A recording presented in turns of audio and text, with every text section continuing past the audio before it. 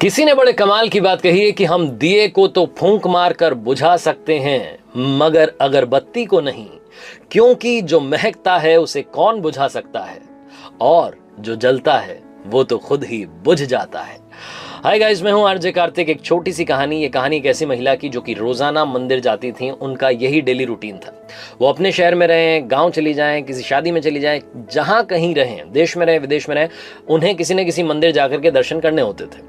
वो अपने शहर में जिस मंदिर में जाती थी वहां रोजाना जाती थी, ऑब्जर्व करती थी काफी कुछ। तो जब वो पहुंची मंदिर में तो उन्होंने देखा कि काफी कुछ गलत हो रहा है। उनसे उस दिन रहा नहीं गया। पंडित जी के पास गई, जाकर के बोली कि पुजारी जी प्रणाम, मेरी एक समस्या, उसका समाधान कीजिए। तो पंडित जी ने कहा कि बताइए क्या बात हो गई, हमसे कोई गलती हो गई, यहाँ किसी ने आपसे कुछ कह दिया? तो उस महिला ने कहा कि मुझसे किसी ने कुछ नहीं कहा, लेकिन मैं यहाँ आकर के देखती हूँ कि यहाँ पर चल क्या रहा है, यहाँ पर नाटक चल रहा है। तो पुजारी जी ने कहा कि हो क्या गया, क्या बात हो गई?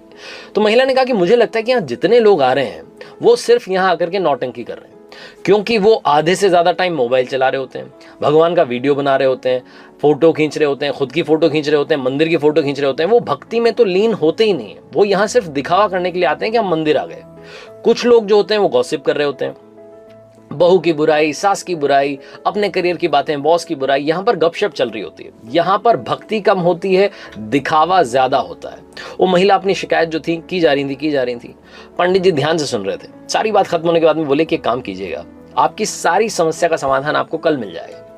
आपको बस 2 काम करने हैं। बोले कि हाँ बताइए क्या काम करने हैं? महिला ने पूछा। तो पंडित जी ने कहा कि 2 काम कीजिएगा। पहला काम तो ये कि पैदल पैदल आप कल मंदिर आइएगा, आपकी साधन से मत आइएगा, वाहन से। और दूसरा काम, अपने घर से एक लोटे में जल भर के लाइएगा, लोटे को पूरा जल से भर लेना। बस ये ध्यान रखना है कि उसमें पानी वानी ना गिर जाए। यहाँ मंदिर आने के बाद में आप 3 परिक्रमा उस लोटे के साथ में कर लीजिएगा। उसके बाद में मैं आपको आपकी समस्या का समाधान दे दूंगा।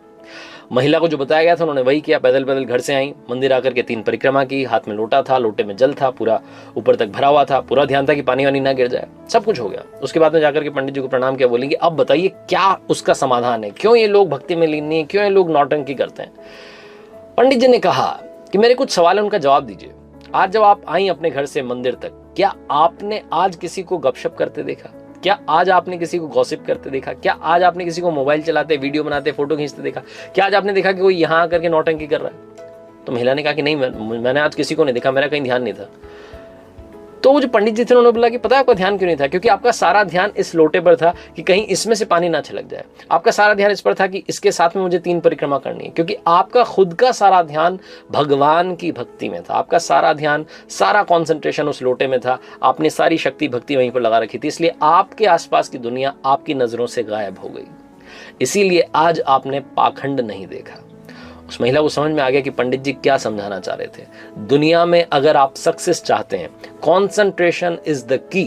एकाग्रता सबसे बड़ा मंत्र है। सबसे बड़ी सक्सेस के लिए अगर कोई बात लेकर के जाती है तो कॉन्सेंट्रेशन है। कॉन्सेंट्रेशन बढ़ाने के लिए क्या करना चाहिए, ये छोटी सी कहानी आपको बताती है कि आप अगर गोल के बारे में सोच रहे हैं तो सिर्फ गोल के बारे में सोचिए, बाकी सारी बातें अपने आप साइड हो जाएंगी।